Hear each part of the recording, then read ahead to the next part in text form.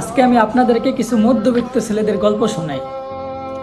একটা মধ্যবিত্ত ফ্যামিলির ছেলে সেই ছোট্টবেলা থেকেই টাকা পয়সার অভাব, জামা কাপড়ের অভাব, নতুন একটা জুতা কেনার অভাব, আরো হাজারটা অভাব নিয়েই সেই সংসারে বড় হয়। তবে না, সেই একটা অভাবের কথাও তার মনে থাকে না। তবে গরিব ছিল বললে আপন মানুষদের সেই দেওয়া কষ্টগুলা কখনো ভুলতে পারে না। সারাটা জীবন একটু নিঃস্বার্থ ভালোবাসা খুঁজতে খুঁজতে ক্লান্ত হয়ে যায় সেই মধ্যবিত্ত ছেলেটা। একটা সময় পরিবারের ভালো রাখতে নিজের দেশ ত্যাগ করে পরদেশে পাড়ি দেয়। হাজারটা দুঃখ, কষ্ট, মানসিক অশান্তি আরো অনেক কিছুর মধ্য দিয়ে এই দিনগুলো পার করে আনে। একটা সময় টাকা পয়সা হয়ে যায়, আপন মানুষগুলোরও ভালো রাখে, তবে সেই নিঃস্বার্থ ভালোবাসার অভাবটা তার মনে সারাটা জীবনই থেকে যায়। তো বলে আমরা মধ্যবিত্ত ফ্যামিলির ছেলে হইলেও কখনো স্বার্থপর তো নই। তাহলে আমাদের জীবনে ওই নিঃস্বার্থ ভালোবাসাটুকু কই?